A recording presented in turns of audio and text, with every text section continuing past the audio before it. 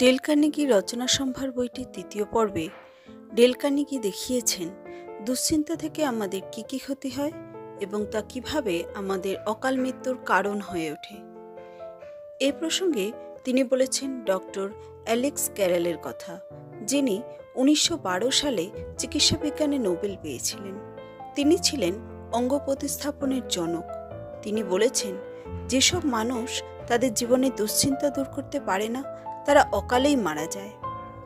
লেখক del Carnegie তার জীবনে ঘটে যাওয়া বিভিন্ন ঘটনা থেকে বারবার প্রমাণ পেয়েছেন ডক্টর অ্যালেক্স ক্যারেলের কথা সর্বাংশে সত্য। আসুন দেখা যাক তা কিভাবে। লেখকের বাড়িতে হঠাৎ একজন ব্যক্তি উদ্ভ্রান্তের মতো দরজায় কড়া নেড়ে বলে গেলেন তাদের সবারই নাকি বসন্তের টিকা নেওয়া উচিত, কারণ নিউ ইয়র্ক শহরে তখন বসন্ত মহামারী রূপে দেখা দিতে চলেছে। তিনি তার 47 বছর বয়সের জীবনে এই ঘটনা প্রথমবারই দেখছেন এবং বাস্তবে যা হয়েছিল তা হলো সেই সময় নিউ ইয়র্কে মাত্র 8 জন লোকের বসন্ত হয়েছিল এবং তার মধ্যে 2 জন লোক মারা গিয়েছিল। অর্থাৎ 80 লক্ষ লোকের মধ্যে মাত্র 2 জন লোক বসন্তে মারা গিয়েছিল। কিন্তু গত 47 বছরে যত লোক স্নায়বিক ব্যাধিতে মারা গেছে তার থেকে 10,000 গুণ বেশি লোক সেই বছর স্নায়বিক ব্যাধিতে মারা গেছে।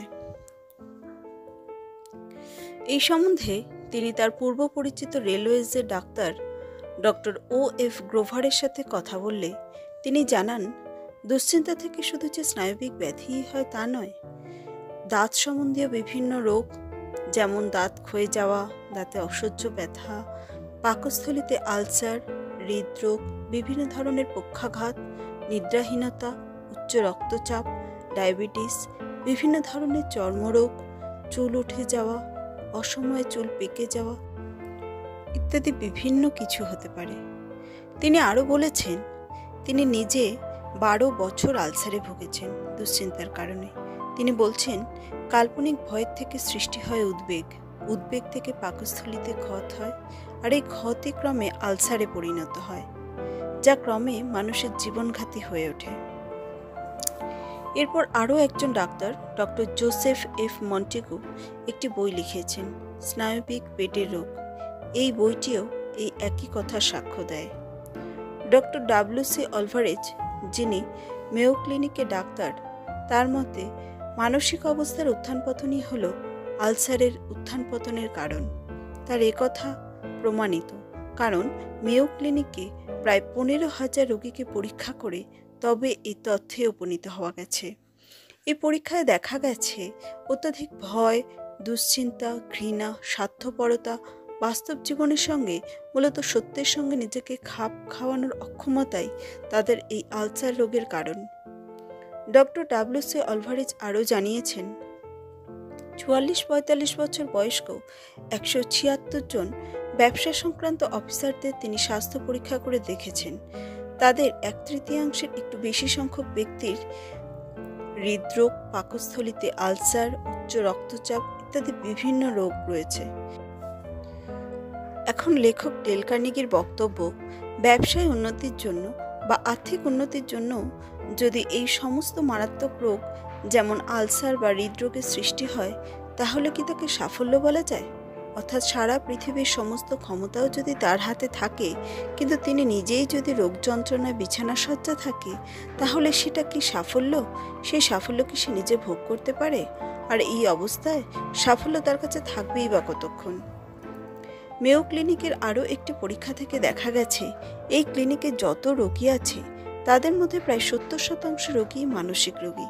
এই মানসিক রোগীরা যখন মারা যায়, অণুবীক্ষণ যন্ত্র দিয়ে যখন তাদের স্নায়ুর পরীক্ষা নিরীক্ষা করা হয়, তখন দেখা গেছে তাদের স্নায়ু মোটেও খারাপ ছিল না।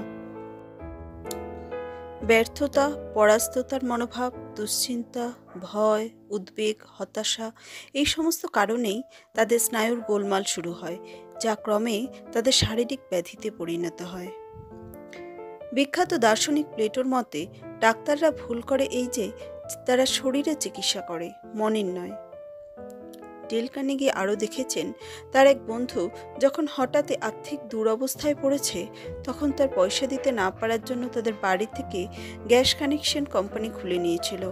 ব্যাংক থেকে তাদের বাড়ির মর্টগেজও রোধ করে দেওয়া হয়।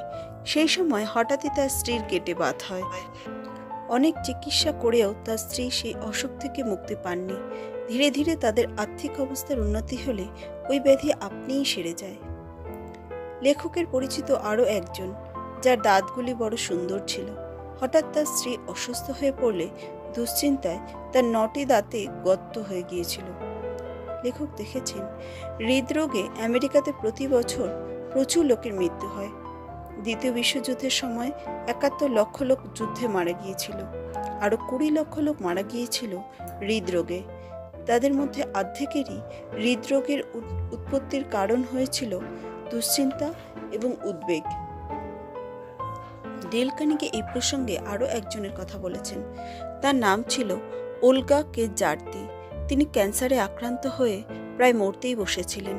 দেশের প্রায় সমস্ত ডাক্তাররা জানিয়ে দিয়েছিলেন যে তার বাঁচার আর কোনো আশা নেই। তখন তার মনটা এক বিরাট শূন্যতায় ভরে গিয়েছিল, কারণ তার বয়স ছিল খুবই কম। তিনি তখন হতাশায় কাঁদতে কাঁদতে ডাক্তারদের ফোন করতেন। একবার এক ডাক্তার তার কথা শুনে অধৈর্য হয়ে তাকে বলেছিলেন, ওলগা, তুমি কি তোমার সমস্ত মনের জোর হারিয়ে ফেলেছ? তুমি যদি সবসময় এইভাবে কাঁদো তাহলে তোমার মরণ নিশ্চিত। তিনি এও বলেছিলেন, সব থেকে খারাপ রোগই তোমার হয়েছে। তুমি এবার দুশ্চিন্তা করা বন্ধ করো ও সত্যের মুখোমুখি এসে দাঁড়াও। একটা কিছু করো। একথা বলে তিনি ফোন কেটে দিয়েছিলেন। সঙ্গে সঙ্গে ওলগাও প্রতিজ্ঞা করেছিল, যাই হোক সে আর কোনো চিন্তা করবে না, আর কাঁদবেও না। তার অবস্থা এতটাই খারাপ হয়ে গিয়েছিল যে তাকে আর রেডিয়েশন দেওয়াও সম্ভব হচ্ছিল না।